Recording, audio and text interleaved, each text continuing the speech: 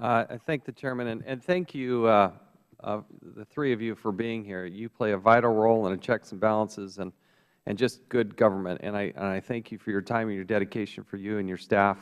I'd ask unanimous consent to enter into the record the letter dated August 5th, 2014. This is a letter to Chairman Issa, Ranking Member Cummings, Senators Carper and Coburn from the 47 IGs. Hearing no objection, it will be entered. I want to read just 3 sentences from this letter. The undersigned Federal Inspectors General write regarding the serious limitations on access to records that have recently impeded the work of Inspectors General at the Peace Corps, the Environmental Protection Agency, and the Department of Justice. On page 2, last paragraph, moreover, the issues facing the DOJ OIG, the EPA OIG, and the Peace Corps OIG are not unique. Other Inspectors General have, from time to time, faced similar obstacles in the work, whether on a claim that some other law or principle trumped the clear mandate of the IG Act or by the agency's imposition of unnecessarily burdensome administrative conditions on access. It is extraordinary that 47 Inspectors General have issued this letter expressing this concern, but I'd also like to ask unanimous consent to enter into the record a letter from the Director of the Office of Management and Budget dated September 9th, 2014. Without objection, be entered. Let me read a sentence here from that response from the Director of the OMB, and then I'd like each of you to please respond to it, because the Administration doesn't seem to think there's a problem.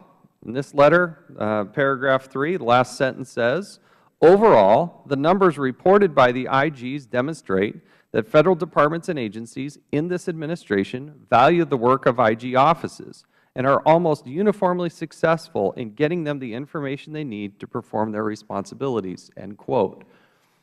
This letter, if you were to read this letter, the Office of Management and Budget issuing a letter a full month after the 47 IGs, they don't think there's a problem. How do you respond to that sentence? We'll start with Mr. Horwitz.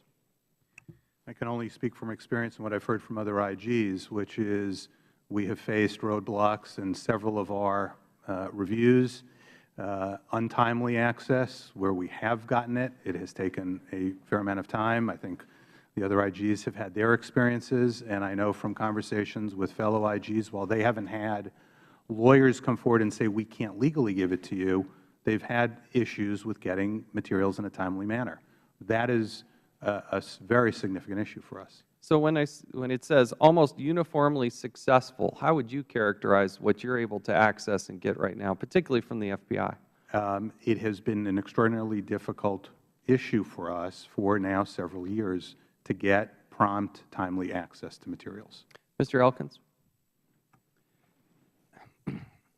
I think there's a disconnect, and I think that statement that you just read capsulizes the disconnect.